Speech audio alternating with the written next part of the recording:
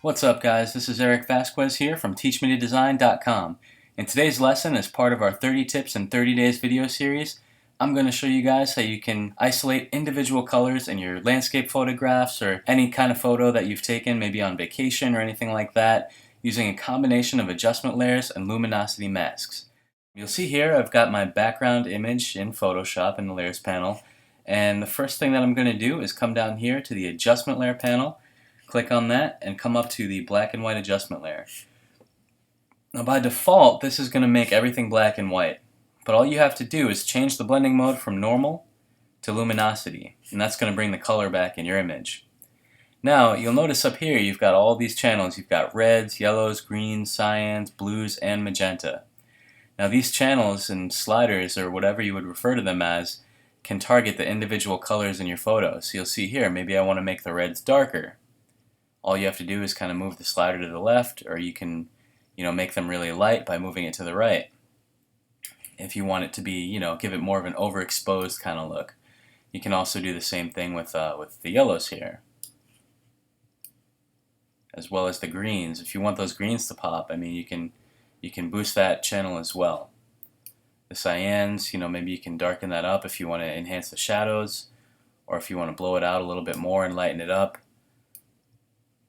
And there's not a whole lot of blue in this, maybe just in the upper left hand corner, but you have control over that as well. And you'll see when I move this around, it's not really affecting anything else in the image except for maybe this little highlight here on the bicycle seat. And then lastly, you've got your magentas, which you'll see it's kind of affecting some of the shadows. There's a reddish tint in some of the darker gray shadow areas and things like that.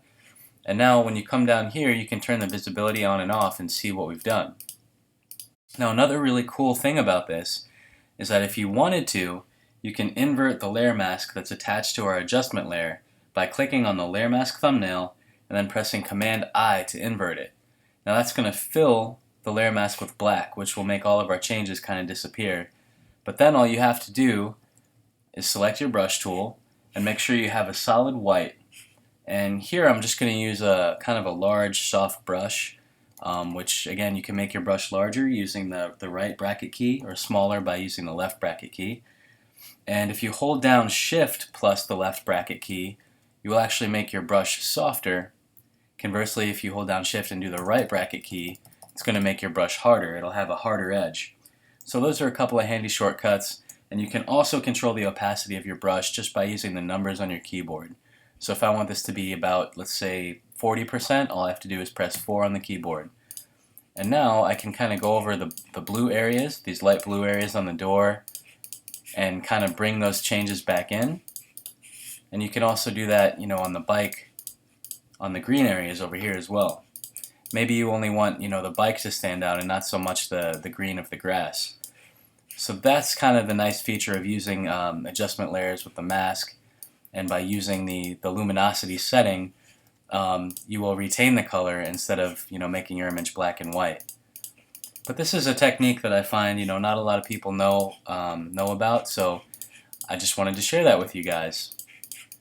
I think it's a lot of fun, and it's a cool way to kind of enhance your images if you went on a trip or a family vacation, and you just want to give it a little boost or something extra.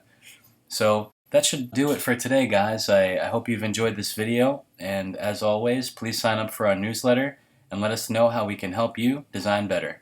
Thanks, guys. We'll see you next time.